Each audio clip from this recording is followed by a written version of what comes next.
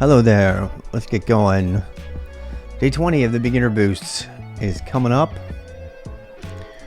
Just waiting for people to sign in. I always restart the stream right before. That's why I have to wait at the beginning. I apologize to YouTubers who are like, are you going to start now? You're already 4 minutes late.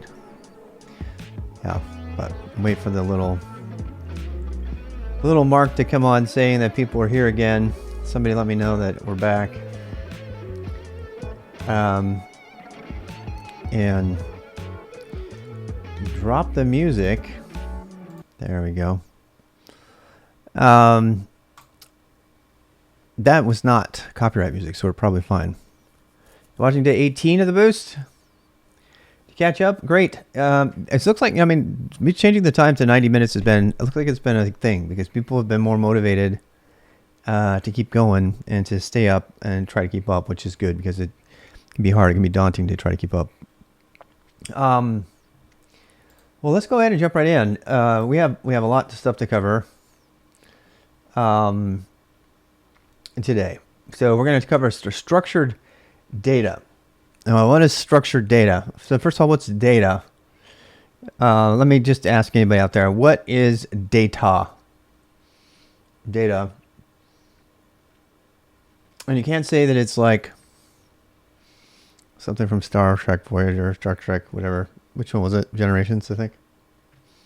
That doesn't count. You can't say that. That's not something you can say. And so this is data. This is data, T-matrix data. This is like data streaming down here. Kanji characters, it's all data, right? So a datum is one data, is one of a data. It's like, I think it's Greek, right?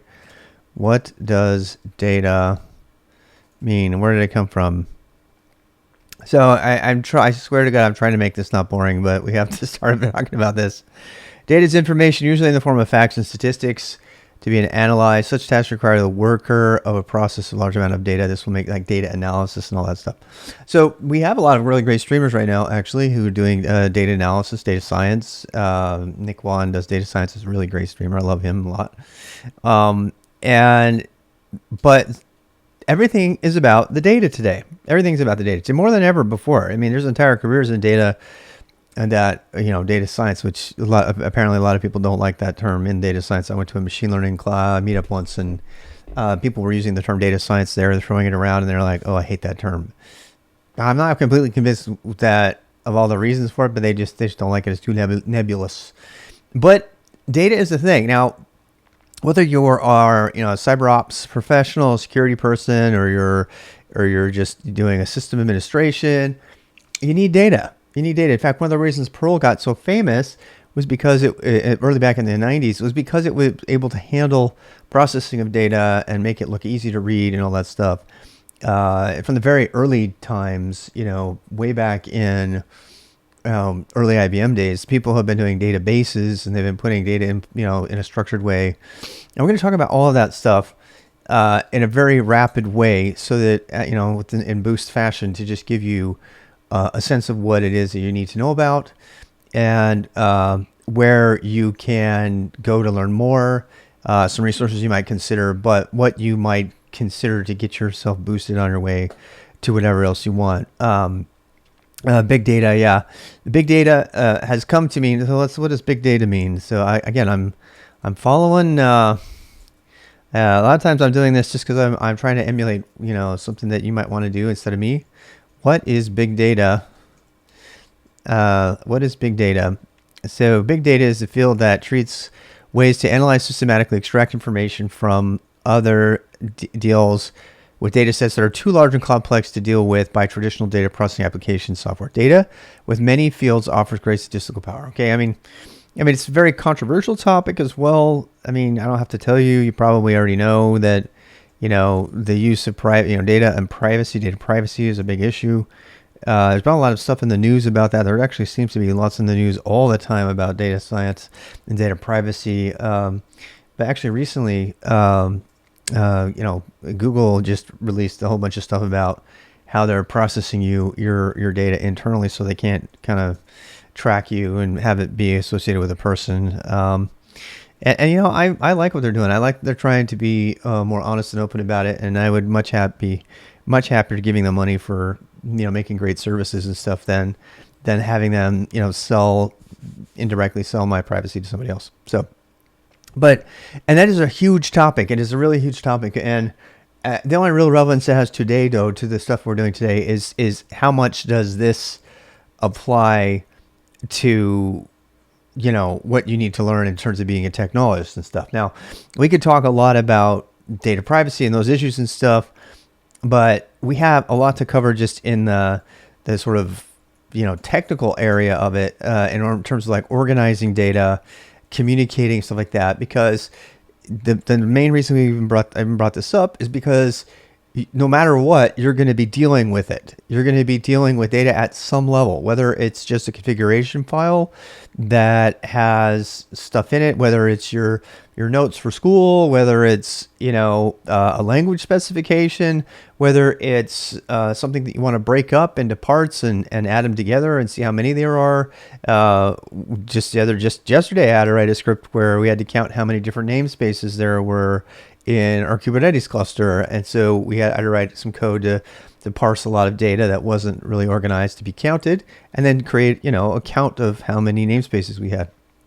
And there are many, many ways of representing data because of this, depending on how it's being used. And that is why today, I've been giving today, it's an own day. Now, we might finish early because I decided, rather than kind of trying to cram this in, I decided to give one full day to the topic of data, and to give you a very quick sample. Some of you are already going to know these other data formats, and you're probably not going to be interested in those. If you want to skip those, that's fine, as long as you know how to go back and look at it and do it and stuff. And I'm going to be showing you some tools over the week that are standard, and some that might not be well as known, but all of them are there to help you make sense of this data from the terminal, and then move on. And you can, like, we're not going to do any web integration or anything like that, so to speak, right now.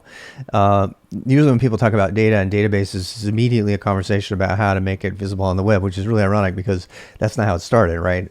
Back in the day, having a database connected to the web was a big deal. You were one of the lucky ones.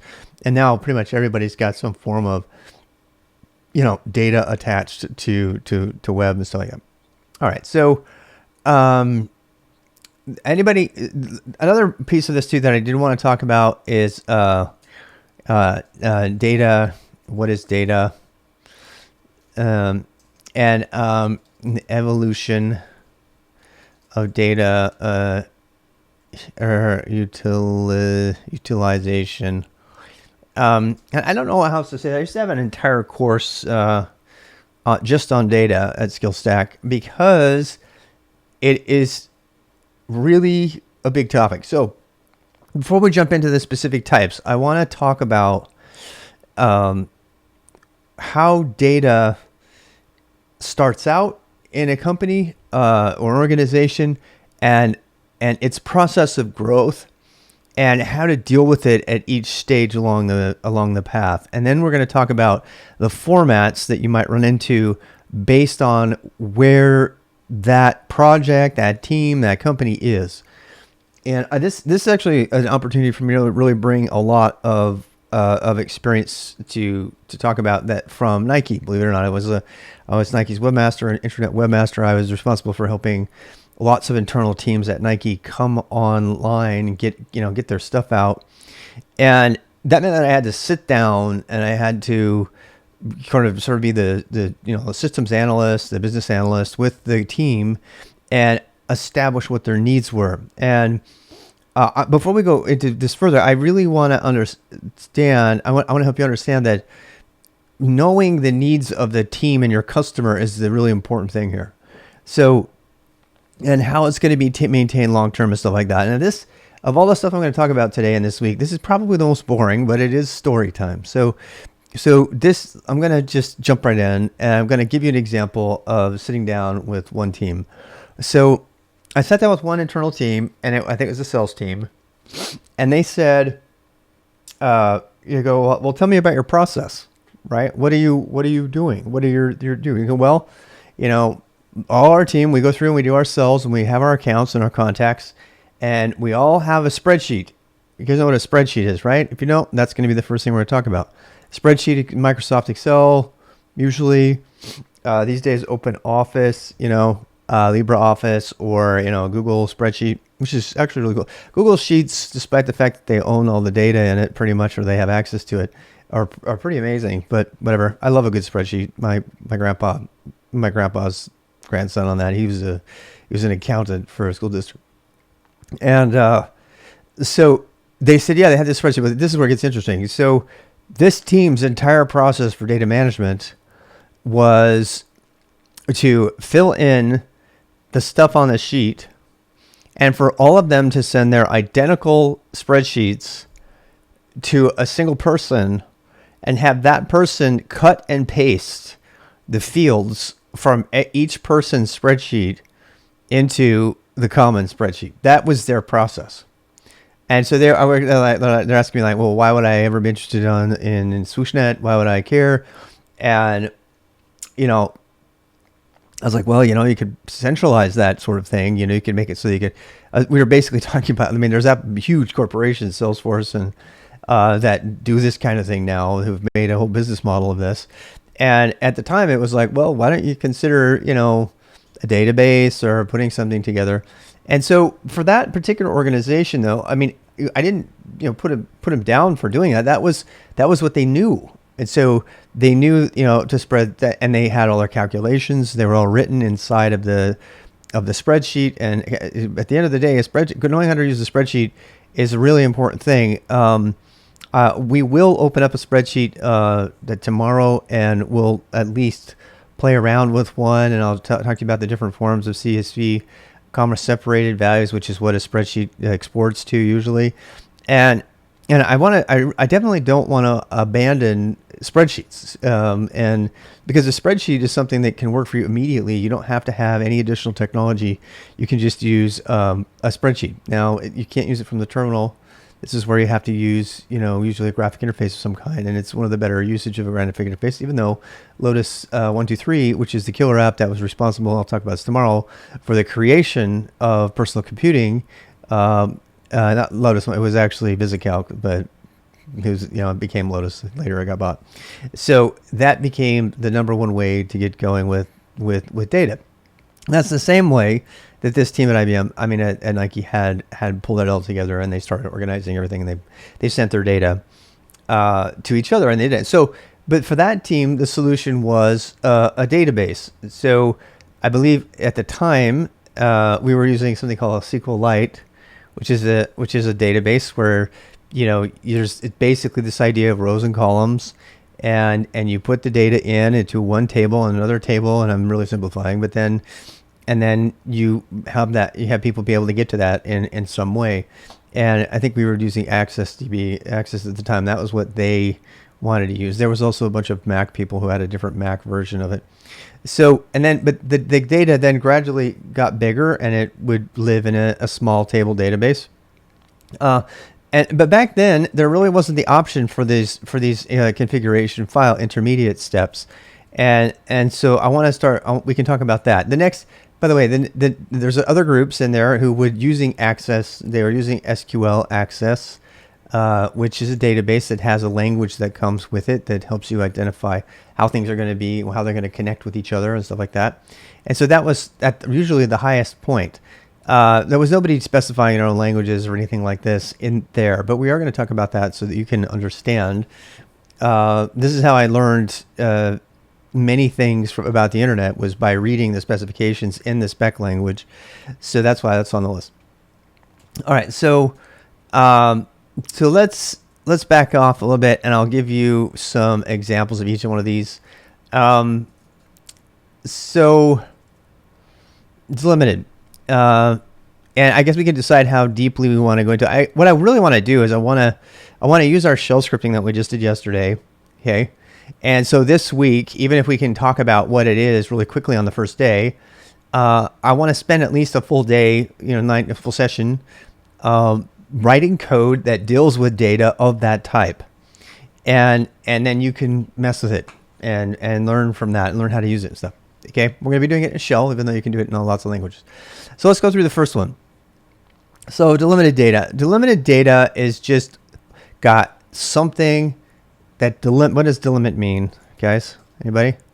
What does delimiter, how about that, mean? I want to try that. Delimiter. A blank space, comma, or other character or symbol that indicates the beginning or end of a character, symbol, word, or data item. So it's called delimited. There is no such thing, as far as I know, called delimited, CSV, but a common character used to separate fields. Yes, well said. So I have white space here. That's usually like spaces, which is the most common. That's the original Unix one.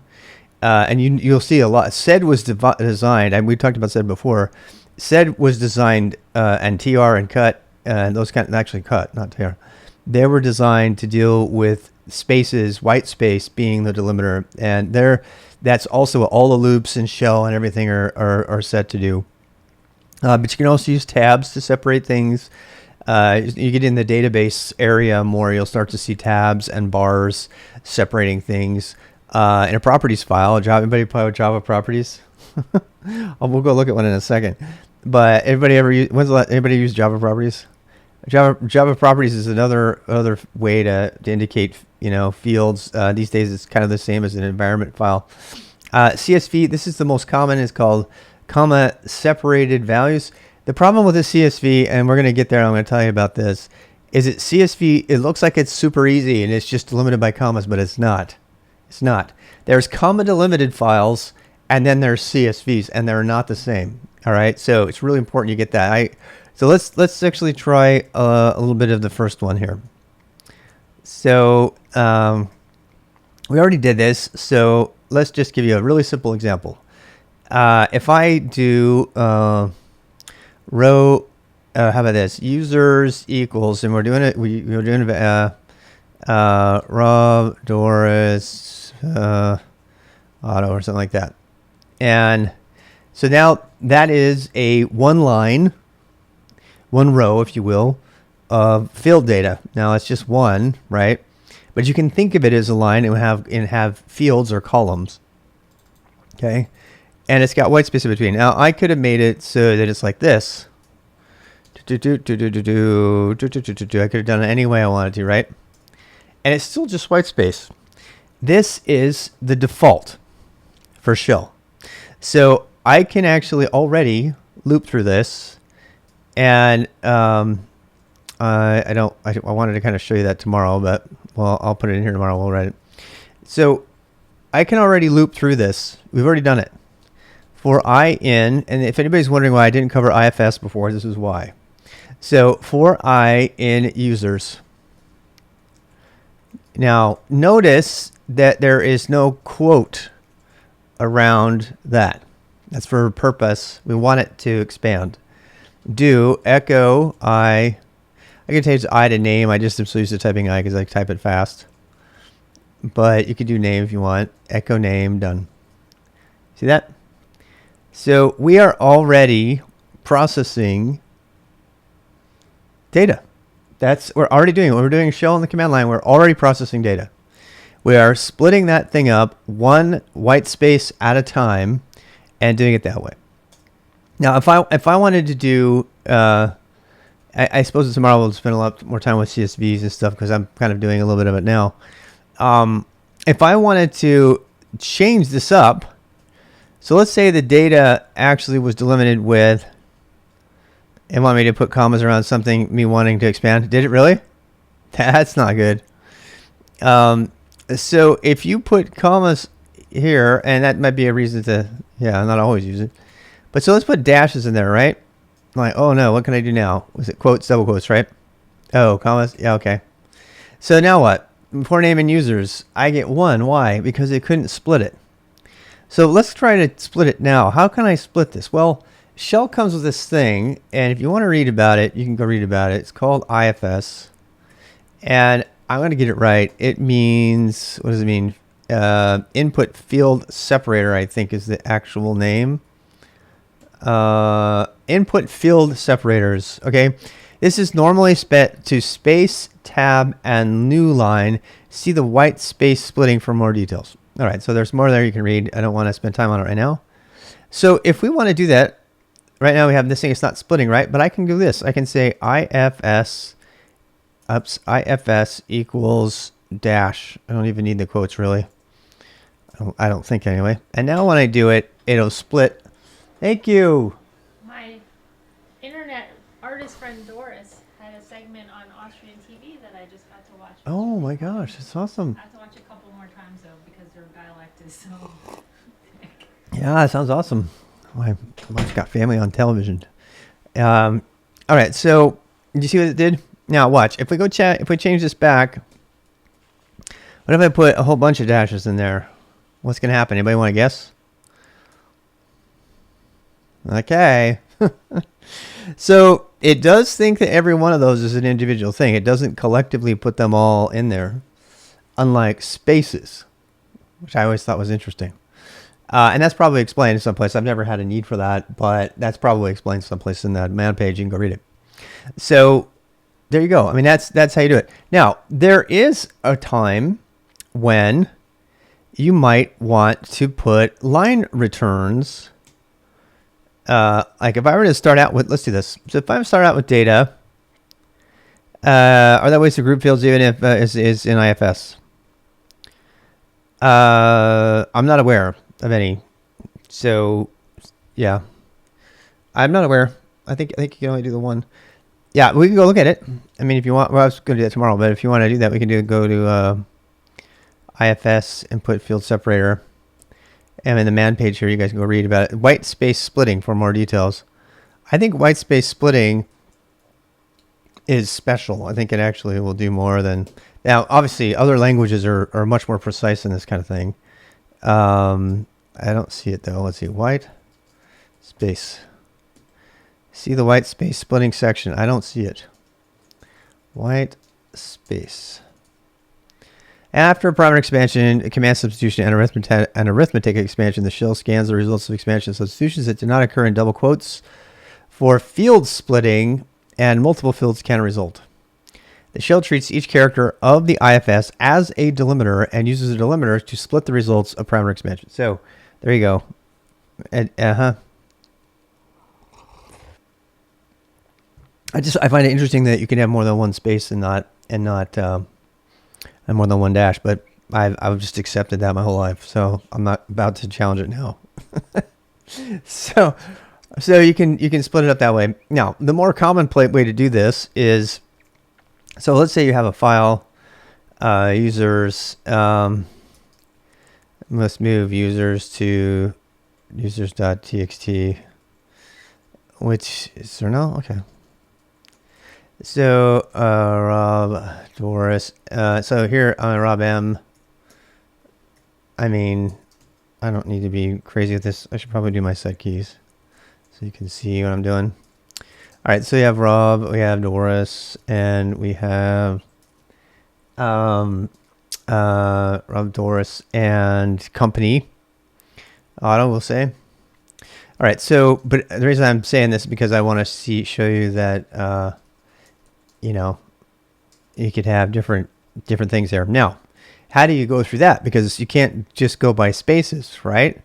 So if we were going to loop through that for name, I'm just going to do I always do that for I in, actually, no, let's do while on this one. So we're going to do while. We're going to read each line here. You guys know about this, right? While read, and when dash r, it just dash r means don't escape anything. That's all it means. So while read dash r line, very common to type that. Do echo line, and I can put that in quotes, I guess. And then say done. And now I want to give it. We talked about here variables before. Here redirection. This is all repeating before what we've done, and we're going to say here you go. Here is the file users.txt. And you see that it gives each one, right? Now, if I wanted to, if I did a print here, a printf, you'd see that they are all on the same line. So the line return at the end is being chopped off. Now, this is doing it this way because it's reading it's reading each line as it goes, and that's why it's giving it to you. So it's chopping it off. If you have that same sort of thing though, and you want to do it in a for loop, so let's go back to doing that. So let's say you're going to do a for loop. Well, I'm getting distracted. I should probably do this tomorrow. The point is that you have to change the IFS if you want to read each line instead of a space. And the shortest way for me to show this to you is, I believe, to do it this way. So where's users? I have users here. Where are we? Users equals. There we go. So if we did this, if we said, you remember this? You guys remember these notations? You probably, maybe you don't, but actually that's a here variable, so that's not going to work. So if I did, well, I could do for I in, do echo I done. And I didn't think so. I was afraid of that. I wanted it to work, but not going to work. I'm trying to give you an example of one where it would have all this stuff on with multiple lines in it. So if I did users equals Rob, Doris, auto, and then if I were to echo users, oh, see, that's still, it's not escaped. That's actually the problem here. So actually, let's try print. Print will actually escape it. Should anyway. There we go. So printf escapes it, but the reason I'm trying to do is I'm trying to get it to work in a for loop for you, and you already know that it's not going to work in a for loop, right? Because if I put users here, what's going to happen? Echo I done. It doesn't, because it's all the same, and this is just as form of the problem with IFS that I'm talking about. So if you could do this, you could say, you could do IFS equals, and then you could do a line return. Should work. Let's try that. Could be doing this wrong. Yeah, there we go. Now, there was already a line return in there, so that's what that's happening. The problem is that the other point is this: is you need to set the IFS if you want to be splitting things. So just be aware of it, and then go look at that. Let me go look at some other methods of doing it so we can get to it. You have so tab delimited would be the same. Anytime tab delimited is just so you have tabs in there. By the way, this is one of the reasons to use VI. I might be able to count this as our first day because we're kind of going through it fast. But if you wanted to, so if we did, let's do users.txt again. So for this in VI, you want to do set list. Okay, if you do set list, now you can't see very well on mine, but you can put a tab there. Now I have tab space, tab replacement happening, but if you're using VI, you probably don't have that. So I'm gonna set no tab. What is it? Was it expansion tab exp? No expand tab. No expand tab. There we go. So now I should probably get it to the tab here. Okay, so there's a tab. Now I'm got to do something else. Set no list. You don't have to do this, but if you want to, list chars.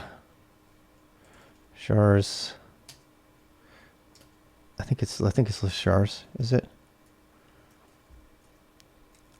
Anyway, what it's doing, I know you can't see. I probably should look at this. This is a tab. It's a character for a tab. Actually, let me show you on something else. Let me show you on TrueVI. So this is on, we'll get on a BusyBox one, and I'll show you over here. So this is more likely to be what you're going to see. Okay, so I'm going to do users.txt over here. And this is a plain old VI with no configuration. And if I do rob tab, it puts a tab there, right? Or I could say Rob, and then put my age, Doris, tab, 48. No, how old is she? 49. And I don't even know how. I think it's 22. So there we go. Now you can't see the tabs in here, right? So to do that, it would be colon, set list, and it didn't show us. And this is a really old one. This is a weird one. It's not showing. Well, we found something out today. So BusyBox's VI does not have set list in it. That's actually really dangerous. This is the first time I've seen that. Let's do NVI one more time. Let's try it. We'll get it. So there's Rob Doris. Okay. Now set list. This is not Neovim. This is there. That's what I'm used to seeing. So this is actually VI. The BusyBox is less than VI, and this is what you normally would see. And this character right here means tab, and this means line return. So you can do set no list, and it will turn it back off. Or if you want to put that to a hotkey, you can. It's up to you. But that is how you do it. So, but now how do we deal with this thing? How do I parse this, right? Well, then it starts to get interesting, right? Because now you have to say I want to split on all the tabs or all the white space. There's lots of ways to do that. But it's ironically, you don't need to do this much anymore. And so let's go forward to some of the other methods. What if I put a comma here? Okay, so that's almost a CSV, right? If I put a comma in there, that's almost a CSV. Well, we were doing age though, right? So anyway, I mean, we can put 53 here. So this would be, we'll put this one, we'll put like 40, 48. I think it's just 40. It might be 49 even. Oh, it's 22. Okay, so there you go. Now, how would you split this guy up? Now, there's a command called cut that will help you cut those fields out. But more importantly, there's ways that you can just cycle through it and split it up and get the first thing off. We talked about parameter expansion, and I wanted to show you that. So you could do while. I'm just totally stuck on this. So let's read from that file one line at a time. So you could do this. There's lots of ways of splitting it up, but you can do while user in while read user do echo, and then we're going to say the user, and done. And it's trying to read from something. We got to give it a file, users.txt. So it's reading the whole line, but if I want to chop off all of the line, we talked about this the other day, it's called parameter expansion. I can use the suffix chop and say chop all the way up until the first instance of tab. And, oh wow, it read the whole thing as one line. Oh, because we messed with the input record separator, didn't we? Yeah, I think we did. So we could do ifs equals, let's say, ifs, I don't know. I'm just having fun. Did I get the tab wrong? How do we do tab characters in here? I don't even know. That's kind of part of the problem with tab. All right, I'm going to cheat. Let's actually change our test. But what if we did... Tab actually would work with just spaces because tabs count as white space. So white space means tabs and spaces, and sometimes it means escape characters, but not always. So that's important. But if I put a comma here, life gets a lot easier, right? This is what I was trying to show you, the different types. So now I say everything up to the comma, and you get the first one. If you want to see the age, then I do the other way. I say everything up to the comma, and now you get the age. Okay, so the idea is we're splitting user data, yada yada, and I can put a tab here. I can put a bar. This is very common. Bar is common because it's very unlikely to be in there. We use the word pipe for that character as well when we're doing it with Unix. But when you're doing it in this way, it's common to do this. It's actually really, really common. To do this. Some databases will do bar, some of them will do double bar. Double bar is it takes a lot of space, but it's a very unique way usually to split. But there's lots of ways to split. The problem with CSV, and I want to show you this right now. So a CSV file is like this. We could say, I don't know, but if we had, like a saying, right? Don't get mad, get busy. All right, now we have a problem, right? So what's the problem? Comma delimited file doesn't work anymore. Now that's why comma delimited and tab delimited files are different than CSVs. According to the CSV specification from Microsoft, you can do this, but if you do that, you have to put double quotes around here. All right. But here's where things get really messy, right? This could just be empty, by the way. If you don't want anything there, you can put it there. What happens if I want to make it into a quote? Not to mention accounting spreadsheets. Yes. Well, yeah. Okay, so now you're trying to import stuff, and a lot of you probably already had these problems, so you've run into them at work or school or something. So let's say I wanted to put get in quotes. Uh-oh, now what? All right. And this is where CSV gets really crazy hard to parse without a special tool. Because, and you can write the code to do it, but the standard is, and this is all over the board, by the way, not everybody follows this the same way. The standard, according to Microsoft, is you're supposed to double quote that quote. Okay, but how on earth am I going to parse that from shell? Not happening, right? So the reason that you see things like get ent, the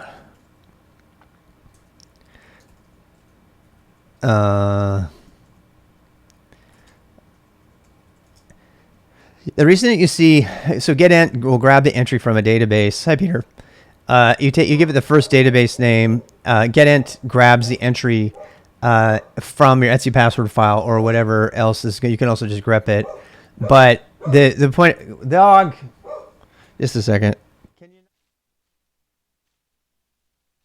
Yeah, I'm telling you, they always make noise when I'm streaming every time. They're totally quiet every time. Anyway, you can tell here there's a colon, right? So this is the original password file for users on the system.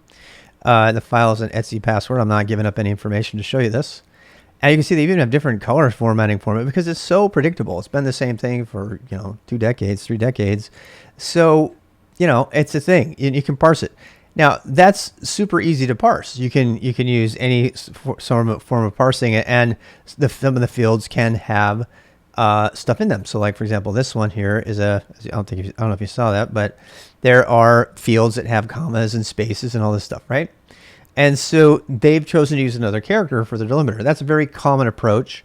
And so again, one of the purposes of the Beginner Boost, the main purpose, is to get you ideas about how to do things that are going to, make decisions about things as opposed to just showing you what to do and where to learn it.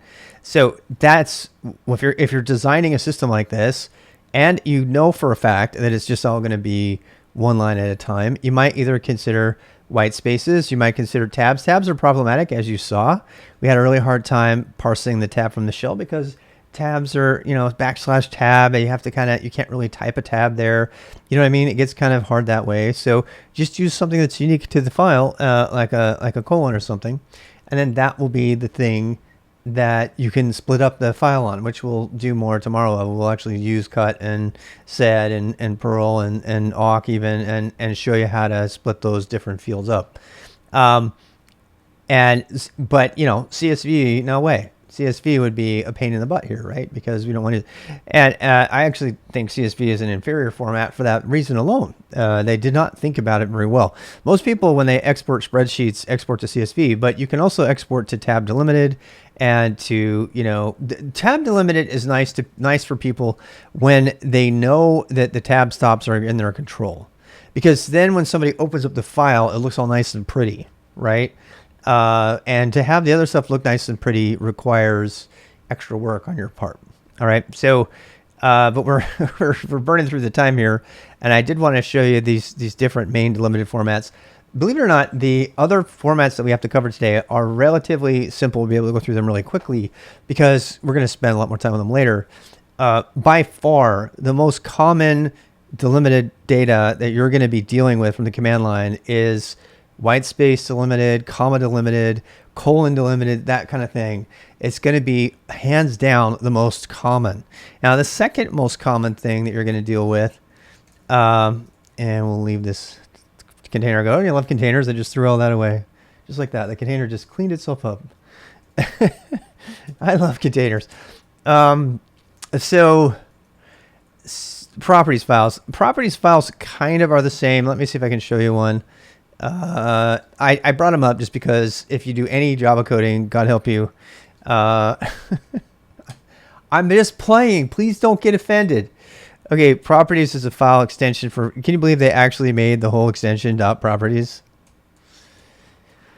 All right. Well, let me show you what they look like. This is a properties file. So a properties file is a delimited file. I believe it's actually a subset. So this is actually it. A properties file is a. I did not know you could do exclamation mark to mark comments. I did not know that. Brings back memories. I haven't done this since 98. So you have a equal sign. The end.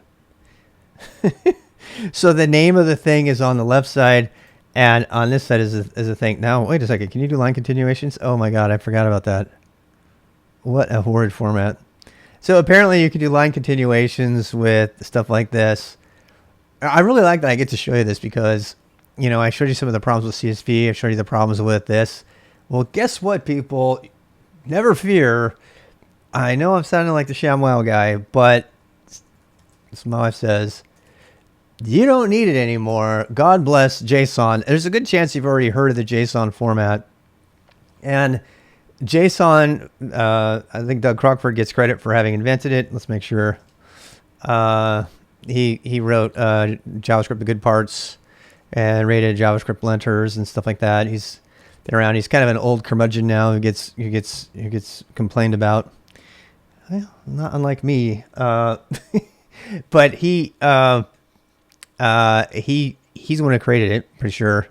Yeah, he did. And he wrote the RFC for JSON. And if you want to search for something, you could search for RFC. We're going to come to RFCs later when we talk about specifications and why they're important. And that's something I guarantee that most people won't even mention to you. So there we go. IATF tools, the Internet Engineering Task Force. We'll talk about later. This is the official specification for how JSON must be done. And there's Crockford who submitted his thing. When did he submit it? I'm just curious. Just go look really quick. You know, it's July 2006. Really interesting. I thought it was later than that.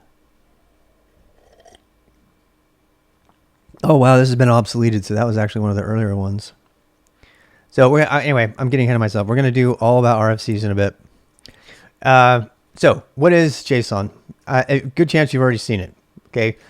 I'm not going to give you the whole thing today. We're going to spend a full day on it tomorrow because we have to cover YAML and JSON on the same day. But it is by far the most important of all the formats that we're going to discuss is JSON and YAML. It might not be the most common one that you're dealing with, but it's the most important because everything on planet Earth these days, it seems like, is communicating by sending JSON data back and forth. JSON and YAML data, which is kind of it's a superset of JSON, which we'll get to in a bit. So the entire cloud native world is all YAML, which hopefully that will change someday. It just makes for very hard reading of stuff. But so let's do a little bit of JSON. So you could let's make a user's JSON file. So let's move your user's text file to users.json, JSON. It's sometimes you'll see JSN, but very rarely, which I find interesting because I don't know. Anybody? No, I mean it's basically your VI editor will know about it. It's like, well, these are all problems. This is not okay. So now I don't know how much to get into this.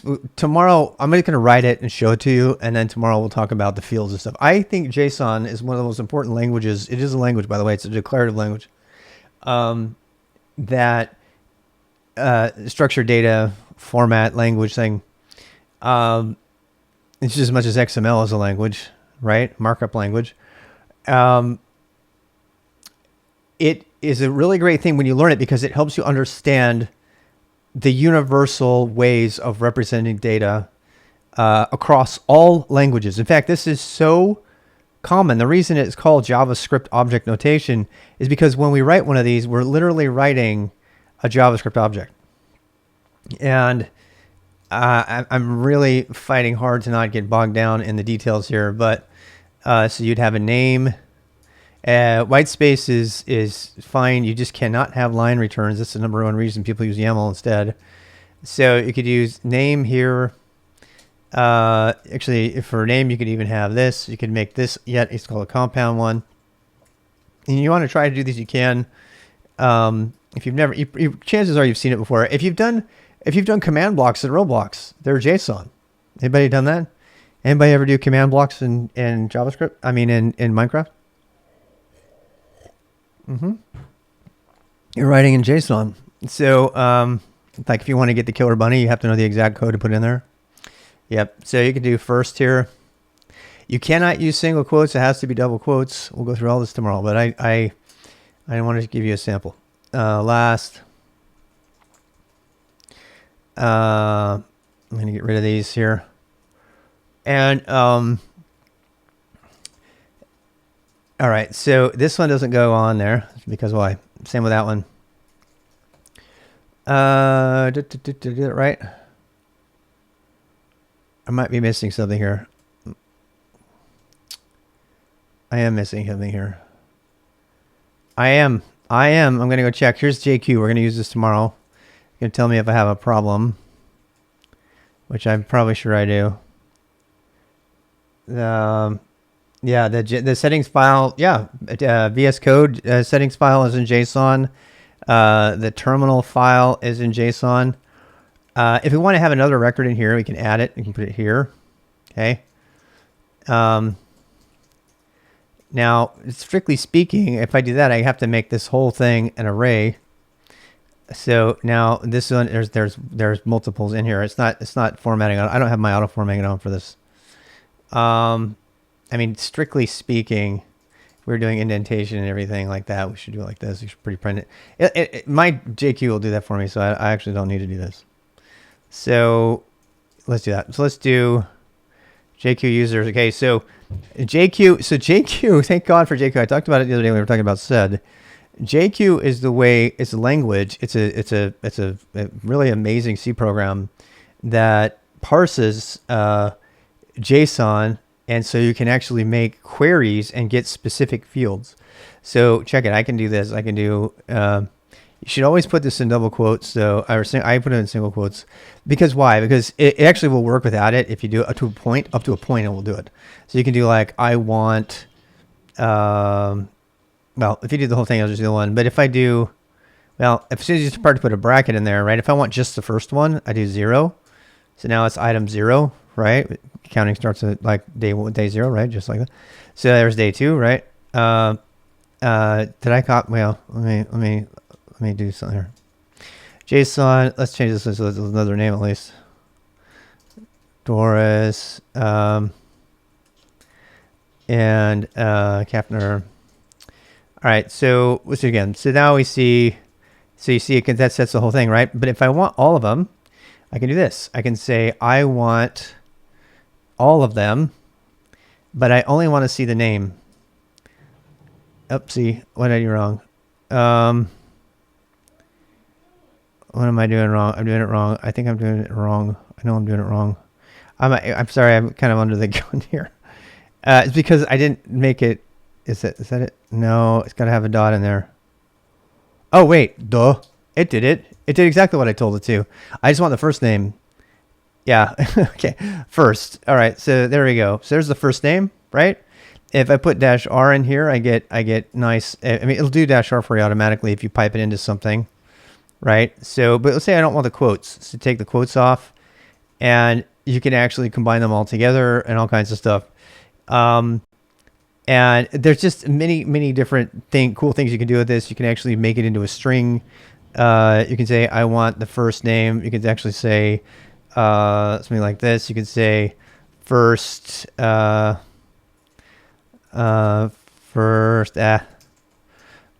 and then put a plus in here.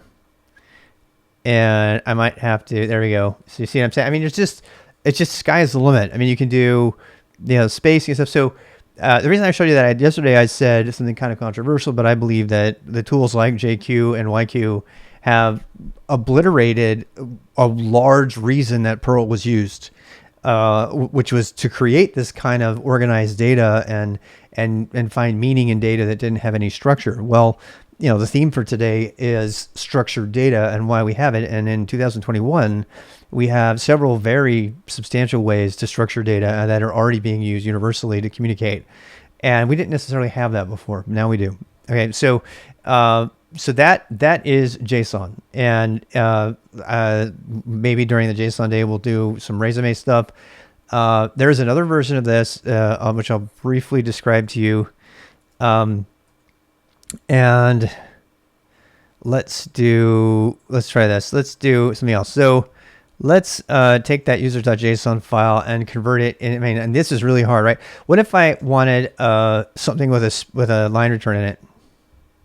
Can't do it. Long name, right? It's going to yell at me. It's going to say, I'm sorry, you got a line return. You can't have a line return. A line return is an illegal character in JSON, which makes it very bad for configuration files. It's good for sharing data and sending it back and forth. Computers love it because they can parse it really wicked fast. And every language has built-in parsing for it, every language. In some cases, it's a core part of the language. In Go's case, for example, JavaScript as well. So, but it's horrible for keeping track of data. And, enter Kubernetes and Cloud Native and all that stuff. They said no. And actually, the fun fact, the guy, I don't know if Greg is here. Is Greg, are you here by chance? So Greg Garcasius, who sometimes comes by here, he's shared with us before publicly that he actually learned a lot of his terminal skills from a guy that he used to pair program with, Iggy, I think his name is, and he's the one who made YAML. He actually made it. So YAML was a design that came around right around the same time that aspired to be the same thing as JSON, but it was more about it. JSON's really good at capturing state and configuration data that's generated by the computer and sending it around and stuff like that over the internet.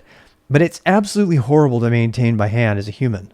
Absolutely horrible. People do all the time, but it's horrible. In fact, whole database systems, MongoDB, have been designed around JSON.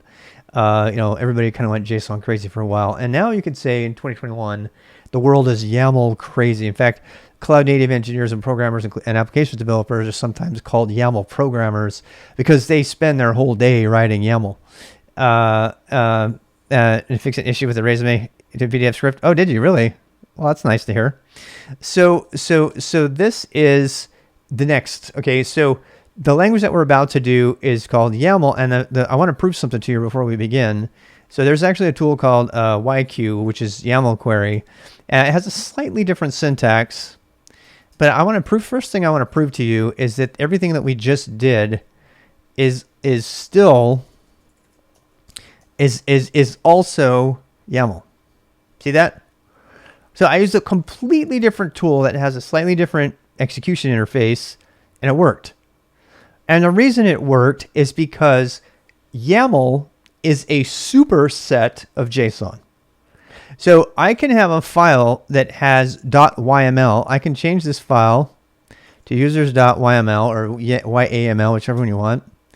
And that is the same. In every way, it's valid. I've had people, when they see like I have some data files in there that have JSON in them and they are .yaml files, and they're like, that's not YAML, it's JSON. I'm like, no, they're the same. YAML is JSON. Or more correctly, JSON is YAML. Can I say that again? I'm going to say it for the third time. JSON is YAML. YAML is more than JSON, but YAML includes all of JSON. Okay, so this has become a way for people to decide, well, do you want it to be this ugly, cryptic, impossible to read thing, or do you want it to be this instead? So we're going to say up here, I'm going to put dash name, colon, and I'm going to put Rob. Actually, no, we're going to put name. And then over here, I'm going to put name, colon, And I'm going to put first colon. It has to indent it. It has to be indented. This is one of the biggest criticisms of this language, is that it's very white space sensitive, like Python. It was actually conceived around the same time that Python was still popular, and CoffeeScript, which is like a space delimited version of JavaScript. Or an indented, I should say. Okay, so last, you notice it's very loosey-goosey with, I can put quotes around all this stuff if I wanted to. You don't need to. It's really good at doing this stuff. And also, you can really craft some beautiful configuration files this way. And I have. I mean, my entire skill stack roster and resumes, roster and attendance and everything is all using nothing but text files, no database. Because these YAML files are far easier for me to work with. I don't have to maintain an entire database just to keep the basic information I need on file that might otherwise be in a spreadsheet. But more importantly, because the spreadsheets are kind of problematic I can maintain it in the spreadsheet, but unless I keep it in the spreadsheet, I can't write any scripts to use it or anything, right? I have to export it every time. But if I just keep all the data in YAML all the time, I just can edit it nice and happily with my hands. And in fact, for this reason, I've often done this. This is a Go thing that I started doing, because it's you can actually make it look like a form of some kind. And so they only take these values here. Now that all the same coding techniques still apply, I just did a yap to grab all that. And now we do Doris, Kapner, and by the way, that could easily, you could actually mix your types too, and these dashes here mean, hey, this is one record and here's another record, right? So let's see if I did it right. Now, if I did it right, nothing has changed.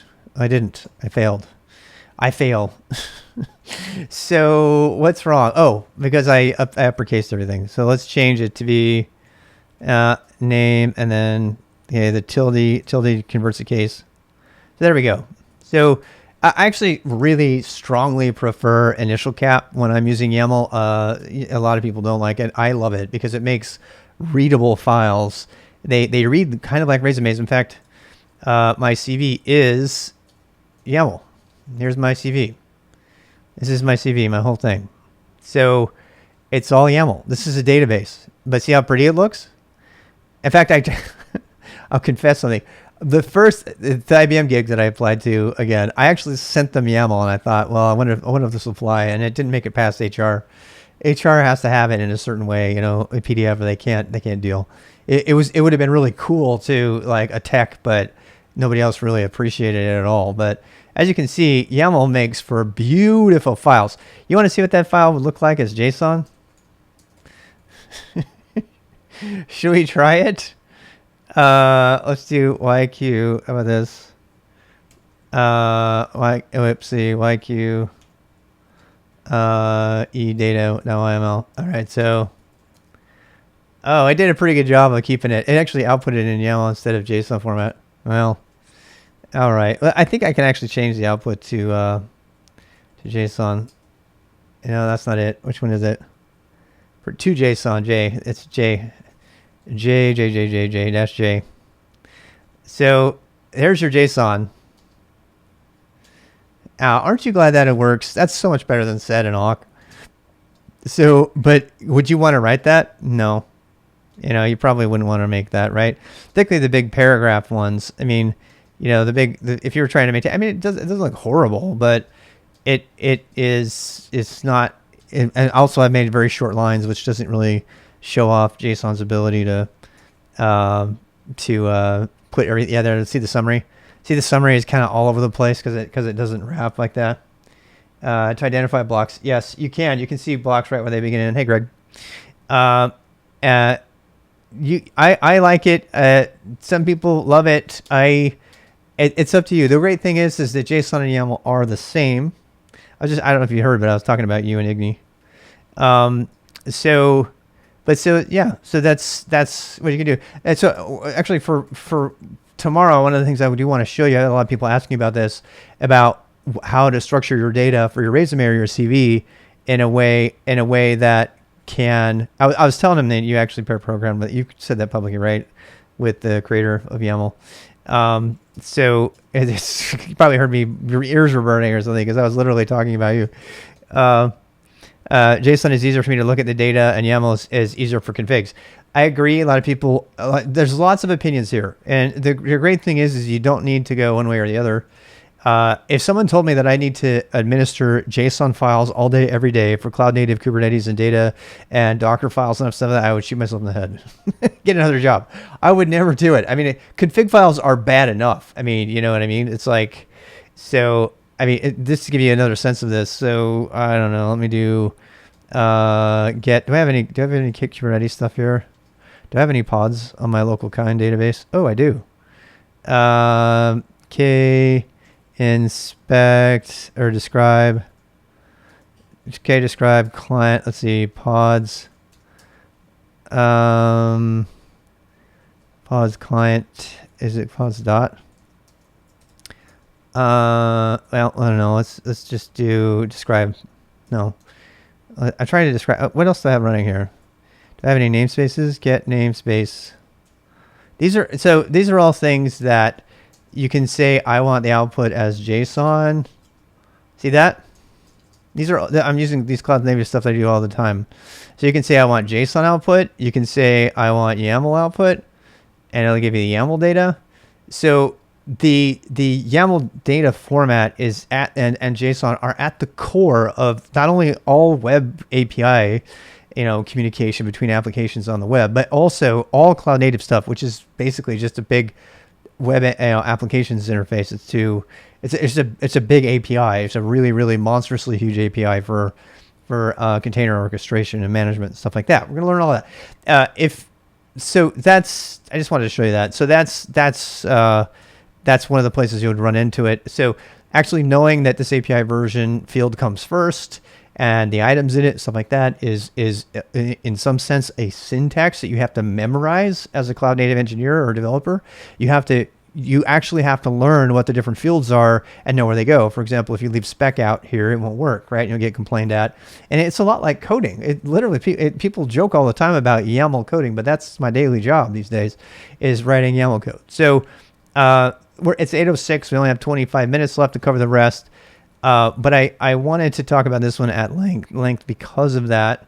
It is really great to have it in structured data formats because you can pull exactly what you want out of it. And yeah, to a JSON. Well, yeah, but there are still reasons to use it with JSON. Yeah. It's like if you're communicating with anything else out there, you might want to do it that way. But almost everything is in YAML. It is safe to say, though, that YAML was not conceived to be used the way it's being used now for cloud native. One of the really bad things that actually bothers me about the whole movement there is, so see how I have my nice, pretty columns and stuff like that? So let's say I want to create I want to create some sort of application that's going to use this data, and then it's going to rewrite it after it updates it. Guess what happens?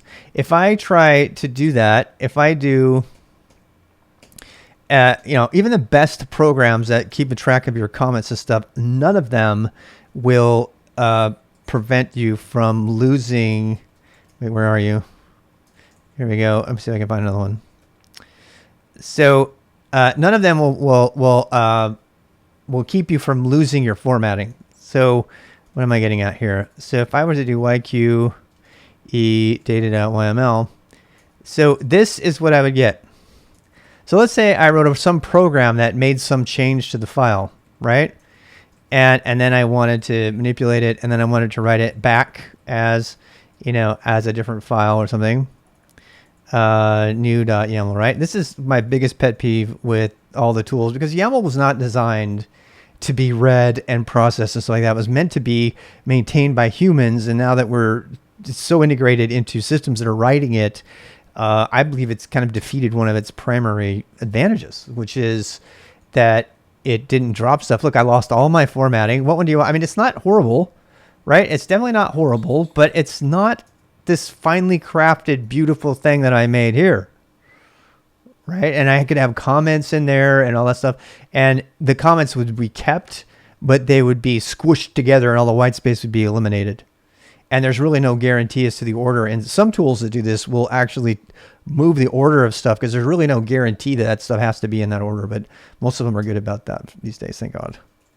Because I would really not like that. But I just want to show you that. So yeah, so this is, I mean, it's not horrible, but it's not, it's not the same. And that's it. That's all I had about that. MDF to PDF. Yep. Yeah, I actually choose to make web pages out of mine, and we'll have a day where we do that. And then I print the PDF from the website, and then I can modify the PDF before it gets printed, so I can eliminate sections out of it. I think it's one of the better uses of web technology, because you can actually display a visual of each section and then click off the sections you don't want to print, and they will make themselves invisible. And then you can have a style sheet that prints it out, the stuff that, except for the stuff you've turned off. You can have an interactive resume that you can tailor very quickly based on your database that you can then search. So, and I don't need to show you this again, but I mean, it's super easy to like, I don't know, so I mean, they're both great, but I learned that the hard way, actually. So let's say, what were all of my roles? So if I wanted to search for all my roles, YQ,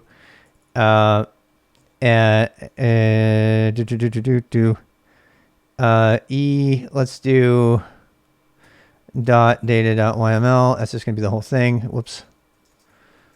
And now let's do, nope, there's none of that. So what is the, I think it's like experience, right? Experience. No, what is it? So I have to go back and look. I don't know. I'll go back. We'll go look at my schema. Schema is how your stuff is organized. Name, location, mission, summary, contact. I think it's education. No. I think it's actually work. Oh, it's employment. Okay, let's do employment. Employment. So there's all my employment, right? Well, let's say I just want the roles. I don't have any experience now. So let's do role. Role. And because it's that way, I have to say I want all of them, and I want to loop through them, kind of. So that's what, by putting this bracket here with no number, it loops through them. So there's all of the stuff that I did.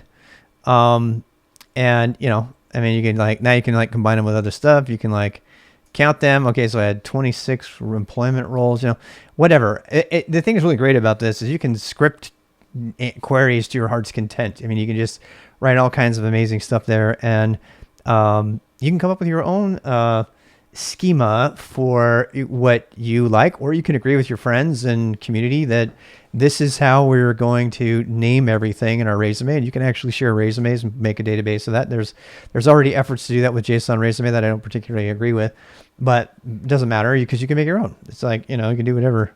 I spent a lot of time on that because I believe that is the most important thing we're going to cover. It is important, though, to mention these other ones before we end tonight. We have 15 minutes. So we just talked about universal JSON YAML and JSON schema. So as I mentioned JSON schema a couple times just now, JSON schema is a way to document the field name. So for example, if I wanted to write a schema for mine, which I probably should make at some point, I should say, now I tend to not make a schema up front.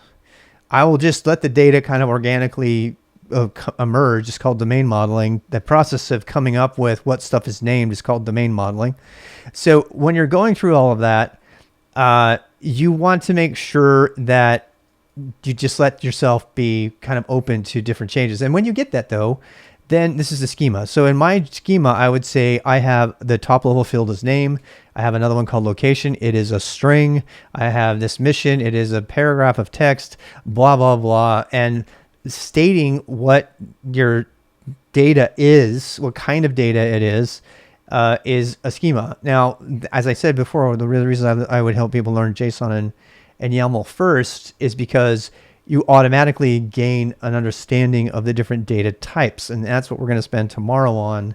Tomorrow, when we get into JSON and YAML, actually tomorrow is delimited. So I don't know, maybe we could jump ahead. Delimited, if tomorrow with delimited, I think what we'll do is we'll rip apart delimited using set and awk and Perl, which is the traditional way. I mean, this is kind of the dated way to look up data, but you still need to do that. People are doing reports all the time, and you need to be able to do that. but then I guess, and then in 2 days we'll do the JSON thing, and I can talk to you about what the data types are, and that will mean more to you when we start talking about schemas. So schemas are what say, okay, the name can be 30 variable length characters, or 30 varchars. In other words, it's at least 30, but it can be longer than that. Or if it's 30 characters, it can only be 30. And I'm actually kind of jumping ahead over here to SQL. So the most structured of all the stuff on this list right now is SQL. And since I only have 14 minutes, I'm not going to pull up, PLSQL right now or MySQL. If you want to watch somebody who's a real master with SQL from the command line, watch Beginbot, Beginbot.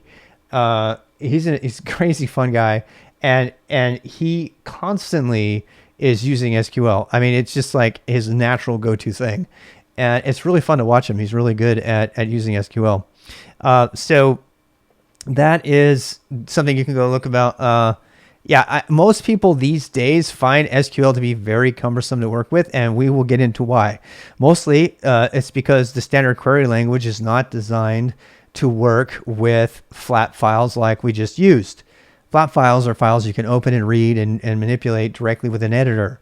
That's generally the term for flat file.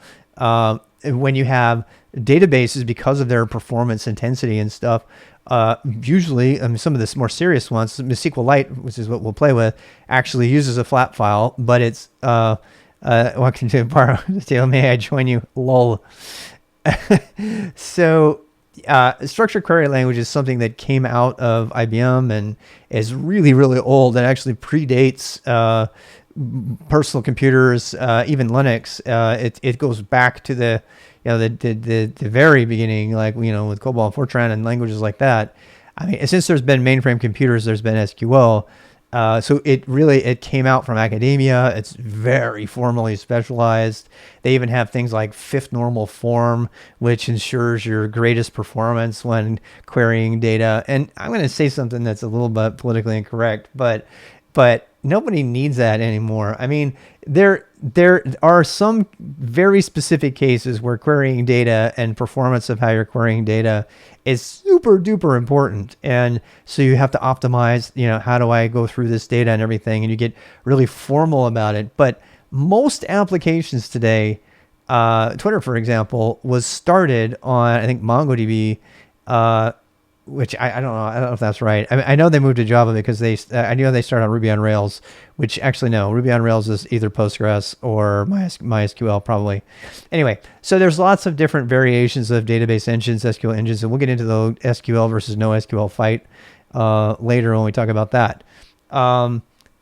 Every 10 minutes to be fair back then. It did. I know, Greg. I know.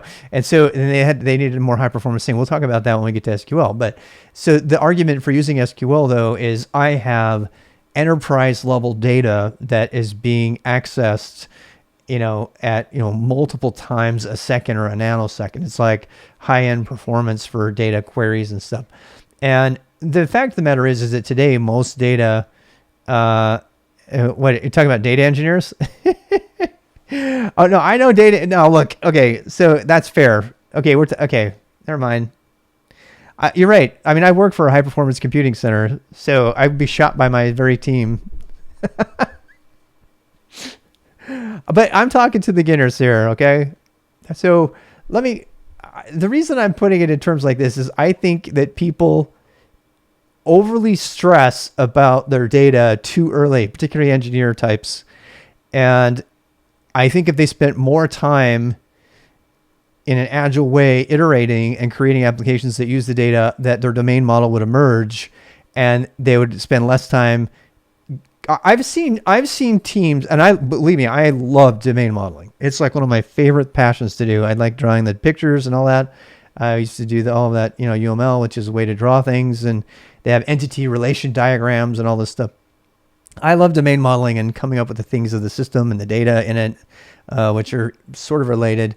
But I will tell you first up that you can lose tons and tons of time by over-analyzing all that stuff up front. And so, yeah, I know I had to say it. So it's not even on here, so don't even bring it up. UML is a thing that kind of died and went the way We'll talk about it on SQL Day. On SQL Day, it was a universal modeling language for a way for representing pretty much any software system. It's designed to be kind of like blueprints for software, and it's not on here.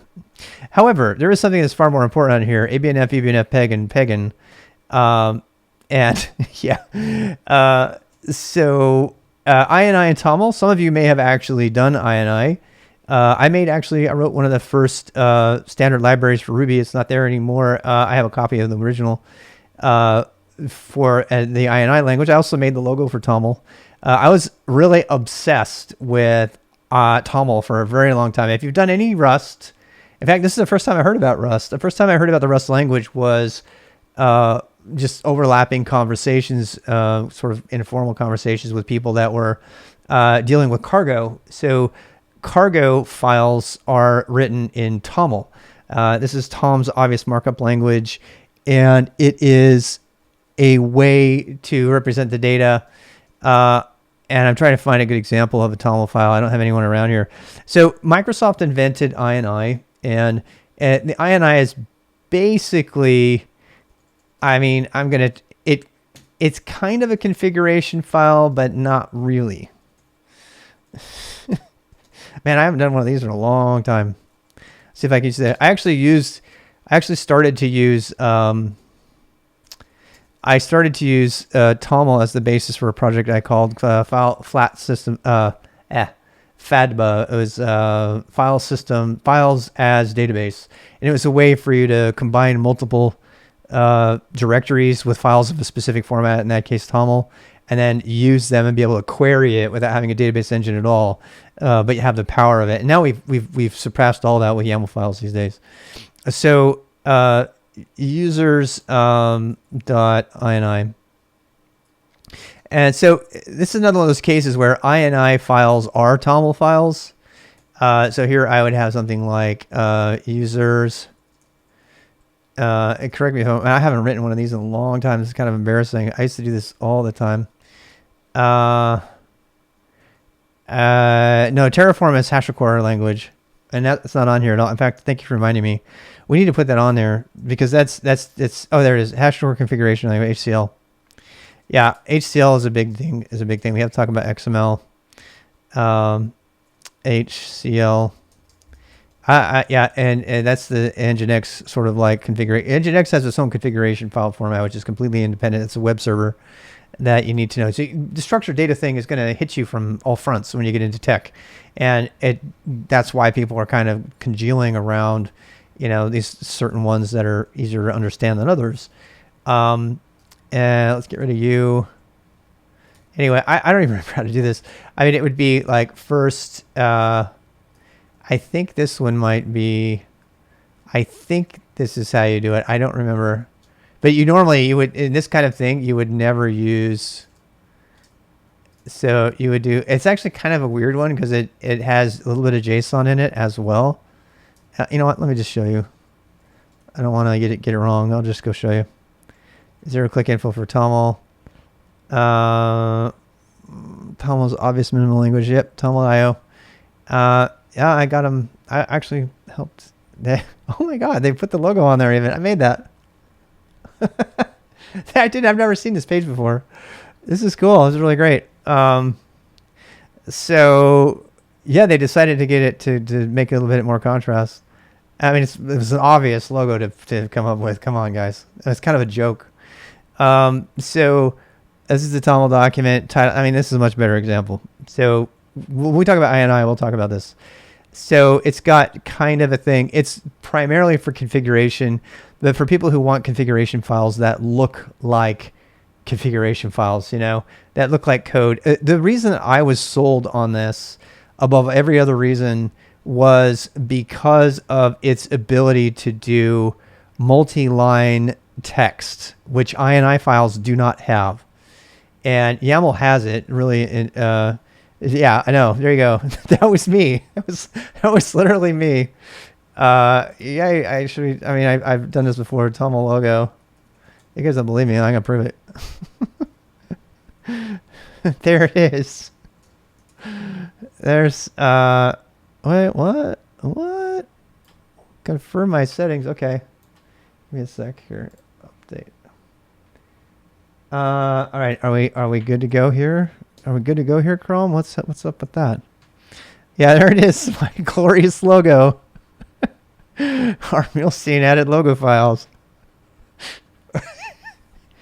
I know. I'm not proud. I kind of am. I wouldn't put it in the title. I think it's fun. I did the happiest dance because I committed this thing to the project, and I mean I submitted it, and it was like 4 months later, 3 or 4 months later, Tom was doing other stuff. Tom's a great guy, by the way. I wish I had more opportunity to work with him. He kind of embattled. He kind of went through some scandal there for a while at GitHub, and he's a great guy. I would really love to hang with him. And I love his logo. Oh, look at you. You're going to town. Well, we are kind of wrapping up here, so no better time to play around with useless stuff like logos. Logos are not useless. If you're a logo designer, I am not attacking you. Please understand. Okay? I mean, seriously, my son is an artist and he does amazing things. I should have had him do the logo. I'm like super scared of people feeling attacked right now because I call out shit all the time. Sorry, I swore there. So here we go. Delimited. I and Tom will globbing irregular expressions. I'm not even going to touch that one. You've seen me do irregular expressions a little bit. They're not the same, by the way, as parameter expansion, unfortunately. And that's one of the reasons Perl was invented, was to kind of bring some peace to that.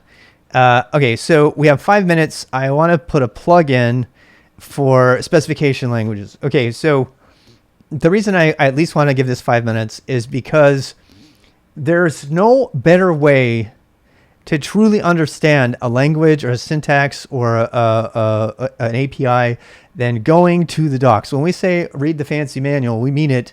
And sometimes the fancy manual is the actual specification files. And this is how I learned to create web stuff before there was any book published. I mean, a year before there was any book published on it. I looked at the existing websites that were out there from W3, W3M, and W3C, I mean. And then I also read the specs. And so if you're going to be a successful technologist, I'm going to talk a lot about this on this day, but you have to be able to process formal documents and be okay with it. And so that means, like, let's go look for ABNF. So ABNF is a specification that writes the very protocol of the internet itself, the TCP/IP network protocol on which HTTP is built. We're going to have a networking day, don't worry. But if you want to read about it, or if you want to read about Unicode, so one of the things that I have to read about all the time is like Unicode specification. So if you wanted to see, well, what are the numbers and all that stuff, they have a little bit of a different specification here. Here's a really good one. Let's look at the Go specification, shall we? And this uses eBNF. And we're going to talk about all that. So here is the Go spec. And it's kind of small. I don't know if you can see it. Maybe, well, let me see if I can actually do it from my terminal. It'll be bigger for you. So yeah, here we go. Oopsie. Damn it. Rob, calm down. I'm being a spaz here. Golang language specification. So as you can see this right here? This is a language. This is eBNF. eBNF, which is extended Bacchus-Nauer form, which we'll talk about later, is a form for specifically that is very popular with people making languages. And they have to tell you, well, what comes after what, right? Very, very pedantically. And that's what they're doing. They're just telling you that. They're saying, hey, this comes next, this comes next. This or says that any of these things can occur. We're going to get into that later. This is actually because of eBNF's failures. Peg came out, and I invented Peggin on top of that. I'm super proud of Peggin, but I don't know how to talk about it best. Peggin.dev, we'll talk about that. I'm going to plug it as Quint here. Quint has been helping us create the Peggin language, which is an extension of Peg, ABNF, eBNF combined. It has some JSON in it as well. And so this is a way for you to use something much simpler than regular expressions to specify any grammar of any kind. And a grammar, at the end of the day, is just another form of structured data. It's a little loosier and goosier. Yeah, unless you're Google, you can ignore RFCs. A lot of people say that, but I don't. I don't think that's true at all. So this is Pagan, and this is the language of Pagan. It's specified in Pagan, and it actually is built on Brian Ford's Peg. He's the one who made Peg famous, thank God. And then I and others took it and expanded on it and made it encapsulate ABNF, which is another specification language. We're only going to spend one day on that. And if you don't care about specification languages, fine. But I'm telling you, learning this kind of stuff is going to help you. It's going to help you make sense of stuff eventually. Now, if you're just a beginner, you're going to go into things that don't. So the IATF is very formal in their specifications. Here they go. See, 1981. This is when the DARPA internet program came. Oh my gosh, look at this. And the thing that's interesting about them too, it works really well with my terminal. I didn't plan that, but they actually, part of their specification is no more than 80 columns of text. So it just so happens that this looks absolutely beautiful on my screen because I'm kind of old school with my screen spaces and stuff. When working to understand compilers. Yeah. But it's many things. So if you want to understand, what exactly goes across the internet wires, and you need to understand that, you need to learn this, and you need to be able to read a spec and go through and understand this kind of stuff. Now, this particular one doesn't have a bunch. There we go. No, I'm trying to find if there's any ABNF in here. ABNF is, this is just telling you how stuff works. When it comes down to saying, okay, this is what you need to know, you'll start to care about that. Let me see. Actually, you'd think there would be one about Markdown. Markdown is one of the hardest ones of all. I'm not going to look at that one because it's hard. I know. Let me see if another one. ABNF itself. ABNF has a specification. I've spent a lot of time reading this one. I'm going to lose people because it's boring, but so I spent a lot of time reading the ABNF specification itself because it is I wanted to include it in our Pagan specification. So here you go. So this in ABNF you cannot specify things by their actual letter.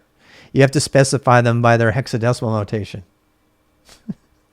So all of this stuff, like, bases and everything, we're going to go through all of that eventually. We're not going to, when we get to C, probably we'll go through some of the base stuff because that's when it really makes sense. And C is the first language we're going to learn after we customize our terminal in the next couple of weeks.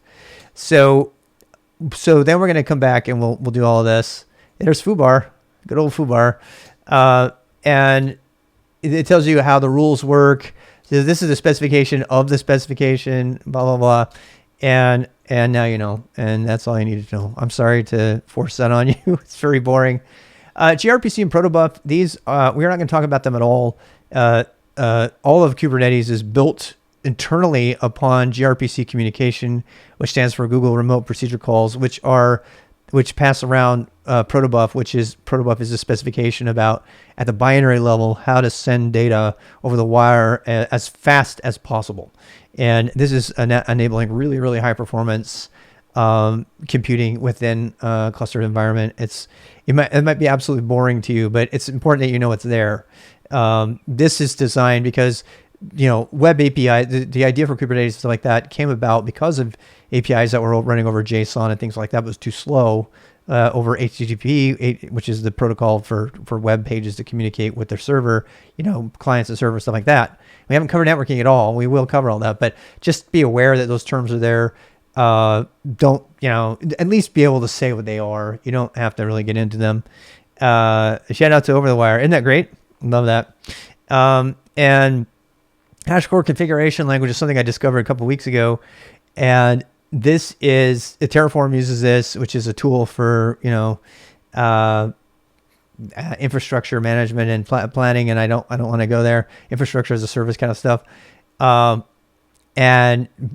HashiCorp configuration language took a strong step forward. I actually think there's a chance, I wish HashiCorp configuration language could enter the world of Kubernetes and kind of replace YAML for lots of things. I doubt it will, but it's one to watch. You probably will run into that out there.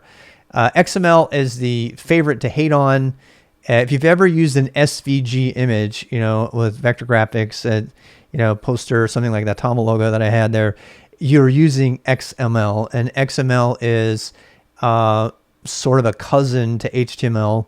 They both came from SGML, which was another markup language. A markup language is structured data, is what it is. HTML itself is a structured data format. And there's huge debate about whether you could ever call it a programming language. There's an Oxford professor who calls it that because it's a declarative language, but I should probably put that other one here. HTML, we'll put it there. How about that? You can call, there's lots of different structured data languages. You could, strictly speaking, you could call Markdown. I know Markdown is hard to put into the structured data, but it is.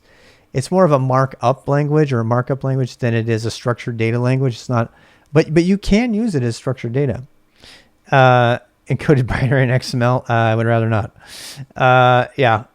No. But XML is XML of all these is Markdown and HTML are kind of designed for a specific purpose. XML is generically a way to make any other structured data, Excel spreadsheets, not just Excel, open office spreadsheets. Those are all saved in XML data.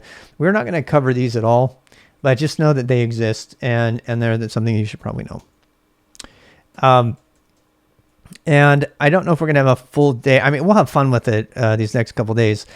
I knew that today was going to have a lot of talking in it because I was going to the idea of today is to give you the overview of structured data, what it's about, what you need to know, and how deep you want to go with it.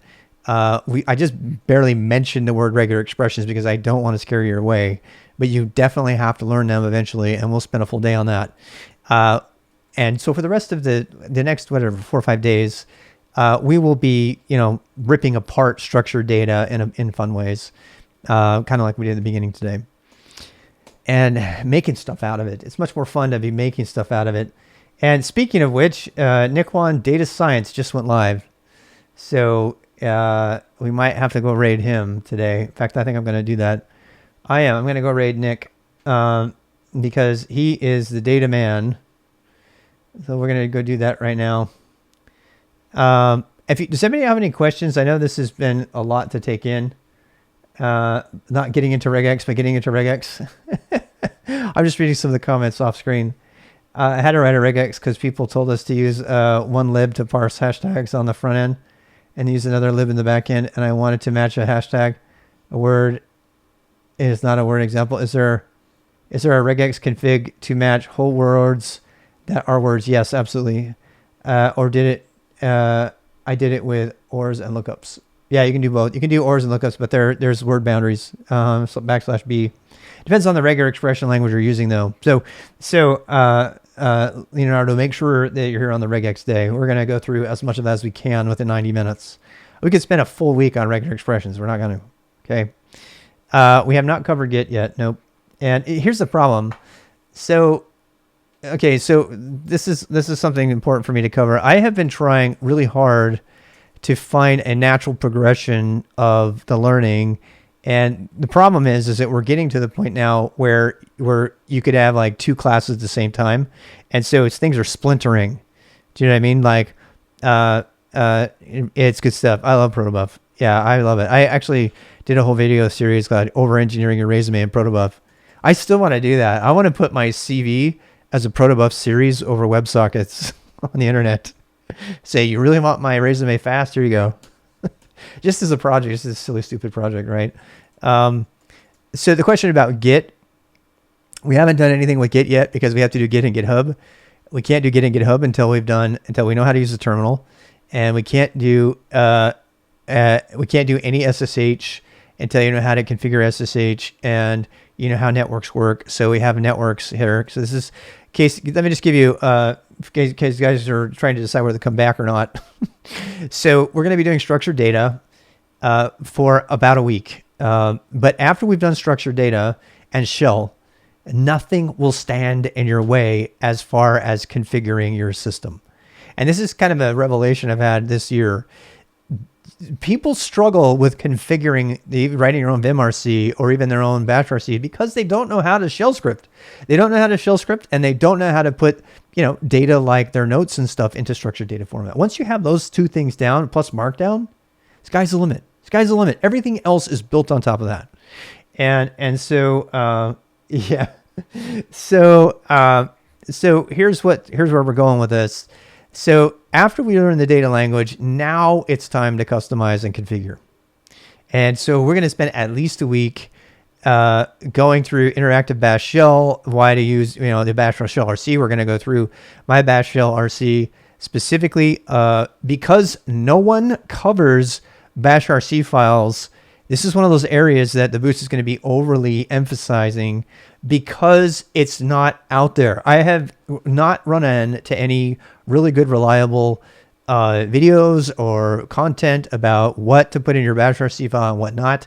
Traditionally, it's been, you just put this in there because somebody else has it in there, but I want to dissect my bash RC file and tell it to you, and then you can decide what you want to put in yours.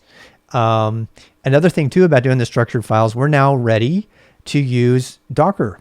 So we can actually make our own workspace containers with Docker files because you know how to shell script and you know structured data. Both of those are required to do that. So it's not on here yet, but I'm trying to decide whether to put Docker files here or there. I don't know which one I want to do first, but we'll do then we're going to do VI and Vim, all the stuff about vimrc, and we're going to be doing some Vim script, but the Vim script will make more sense to you now that you know shell.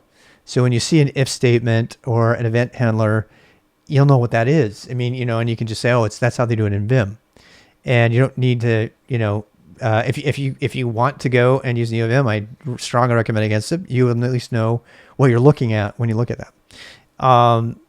So yeah, and then starting your own scripts collection. So inevitably people want, the fish script, or they want to write their own resume, or they want to write their own little like title things. They want to do stuff like this. I just killed my title. That was nice, Rob. That's fine. I'll just go back and set it to number 9, and there, and my title's back again. My title's set back. They want to do that kind of stuff, and you can't do that until you have that knowledge. And a lot of that is considered configuration because you have to decide whether to put it as an alias or to put it inside of your file. After that, we'll start getting into networks, and then we'll get SSH. And up to now, you haven't really needed Git. When you do configuration files, though, hell yeah, you're going to want Git right away, right? You can be building things you're going to want to keep. And so then we're going to go into managing your code and knowledge with Git and GitHub. Not just your code, but your code and knowledge. And we'll talk about Zettelkasten and dot files, how to share them. This is probably where we'll have and share a workspace container. Yes, I like that.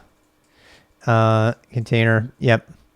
And we'll talk about GPG and why. I mean, there's a lot of stuff here, people, and I'm not trying to, pussyfoot around it. This is stuff you have to learn if you want a real foot in the door with technology. And there's so many people that disagree with that statement, but I want to make people that are really solid technologists on the ground, and so you can go from there. Pairs it all with what? Pass? Key value pairs? Are you talking about key value pairs and security? We have to talk about public key cryptography in general. Yeah, we can't get away with that without not talking about that.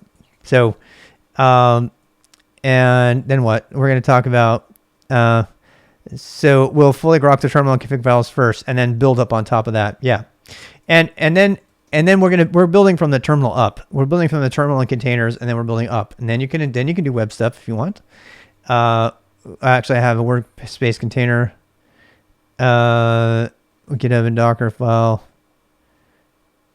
Yeah. Create a show workspace container. We'll go ahead and do that.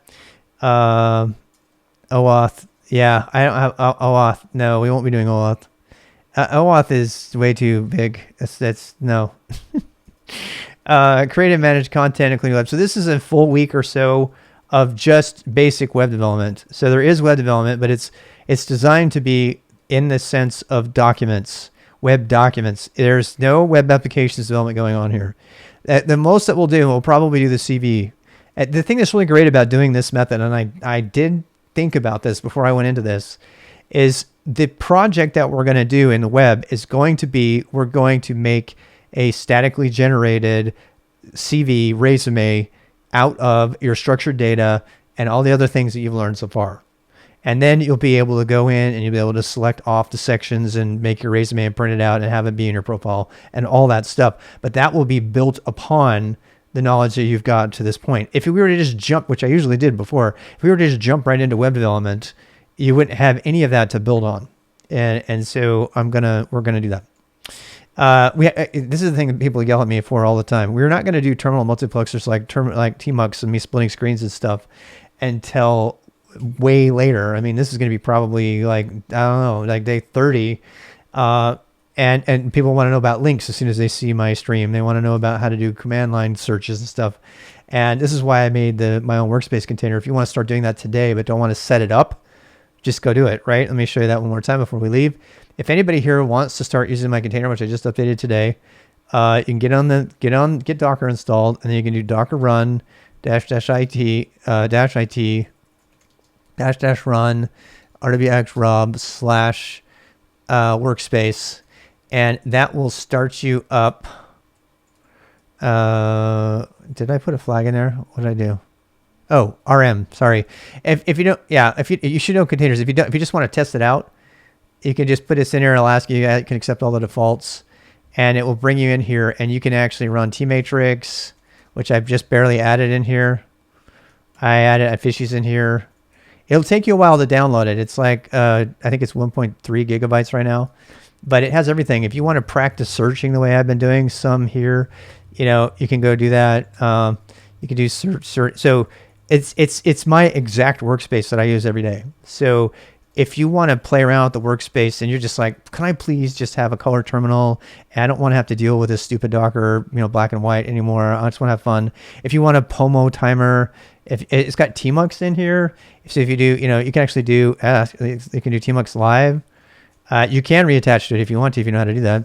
So you can do tmux live. So if you do tmux live, you can do POMO start. You can start your own POMO timer, even though the emoji is not working right now on mine. That might be a problem with the thing. If you can figure that out, let me know. So POMO stop. It's got everything. Okay. That I know of. So it might be missing a couple things. If it is, please report it and I'll tell you. So I'm telling you that right now as I go away, so that those of you who have been like patiently waiting to get all these cool things can use it right away. I didn't have the workspace finished at the beginning of the boost, and now I do. So you can use it. I don't know if you noticed, but yeah, so my POMO started up there. That was from the title the other day. Anyway, so that's where we're standing. You can keep track of the files, and I'll be updating the files as we go. If you have any questions, you're always welcome to come into the chat. The chat is on all the time, 24/7. Lately, I've been playing copyright-free music. It's not as nice music, but whatever. And you can come in. I'm mostly leaving it on so the IRC is here, so you guys can come in and chat with each other. Whether you come from Twitch or you're coming from IRC, you can come in here and use it more as an IRC system. And that's all I really have to say about that. So hopefully you guys will. You can restart and attach to it. You can if you don't put the RM in there. All right. If you want to reattach to it, do this. Leave it like that and then give it a name though. Give it a name. Do name, right? So name my work or something, and then -h and then my work. You see that? If you do that, then you'll get one you can reconnect to. What am I missing here? Oh, there's already one started. Wait. What am I doing wrong? I'm doing something wrong. Oh, this is 2. I think this is 2. Yeah. There you go. Yep. Now if you detach from that, you guys remember we did that a long time ago. I don't even remember how to do it. So now I have a running container. You can do Docker. God, I haven't been doing them forever. Docker PS, right? Yeah, there we go. So then you can just reattach. Yeah, I haven't been doing Kubernetes like last week. So Docker, I have a D. There's a D here. If you do D tab, you can get all that. So docker attach my work. There, now you're back in there. Okay. Now, keep in mind that nothing in that container is mounted. So it's persistent. It'll stay around until you delete the container. But unless you know how to mount volumes and stuff, don't use it. If you want to download my script and you want to help me test it, I have a script called WS, which fires up a persistent-ish workspace. It uses an ephemeral container, but it mounts the directories and it maintains them all in your tilde workspaces directory, so you can have multiple of them. So like if you wanted to, you could do workspace, what is it, my work? And it's probably going to, so you can like give it a different name. This is what I do. I have this running from my account that I work at work. And then, the name, no, that was my own fault. So, and then what this does, but the difference between this and the other stuff is that if you touch a file in here and I exit out, it's still there. And I can cd into, was it my work one? And it will show me where the files are. So now I'm in here and I can create files, and then you can also like remove the ones you don't want and then reattach.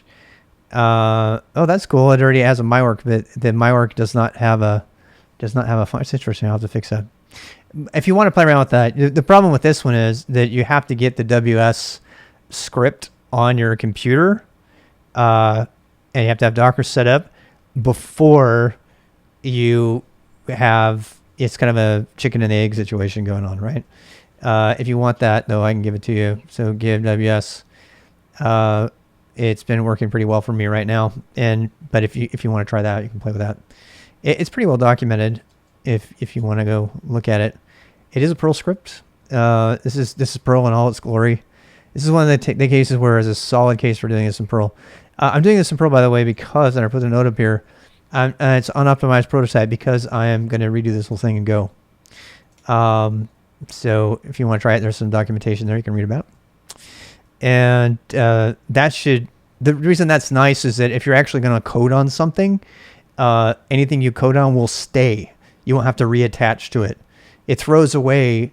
If you do any installation into the container, though, it doesn't stick around, right? And so we're kind of getting ahead of ourselves. But when we do our own workspace containers, I'm going to show you how to build on that workspace container, and you can actually make your own Docker file. This is a pretty involved one, but eventually, remember I told you all this stuff about learning shell? Well, there you go, right? So Docker files are just shell scripts, basically. They're not, obviously, but you know what those ands are all about now, don't you? Right? So, and then we can talk about what these other labels mean, and you can start making your own workspace container. And if you want to give it a go early, just copy that thing.